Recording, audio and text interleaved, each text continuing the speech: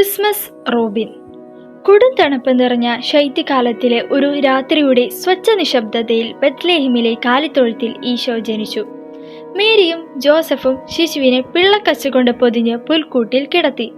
Brown നിറത്തിലുള്ള ഒരു കുഞ്ഞു കിളി തിരുക്കുടുംബത്തോടൊപ്പം അവിടെ ഉണ്ടായിരുന്നു. കാളയും കഴുതയും ഉണ്ട്. ജോസഫ് വളരെ ക്ഷീണിതനായിരുന്നു. ചൂട് കിട്ടുന്നതിനായി തൊഴുത്തിന്റെ മൂലയിൽ കൂട്ടിയിരുന്ന തീ അണഞ്ഞു തുടങ്ങിയതായി ഈ കിളി കണ്ടു.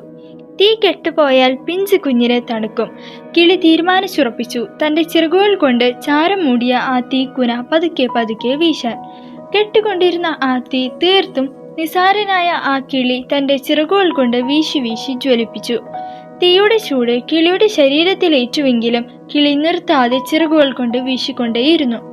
മുറി മുഴുവൻ വീണ്ടും ചൂട് നിറയുന്നതുവരെ, കുഞ്ഞിന് ചൂട് കിട്ടുന്നതുവരെ കിളി തന്റെ അധ്വാനം തുടർന്നുകൊണ്ടേയിരുന്നു.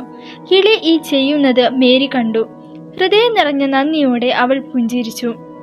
കിളിയുടെ ധൈര്യവും സ്നേഹവും കണ്ട മേരി അതിനെ സ്നേഹത്തോടെ അനുഗ്രഹിച്ചു. ആ രാത്രി മുതൽ ആ ചെറിയ കിളിയുടെ നെഞ്ച് ചുവപ്പായി മാറി.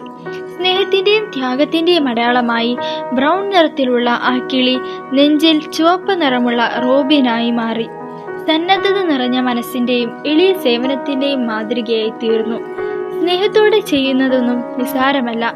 റോബിൻ പക്ഷിക്ക് വലിയ വലിപ്പമോ വലിയ ശക്തിയോ ഉണ്ടായിരുന്നില്ല.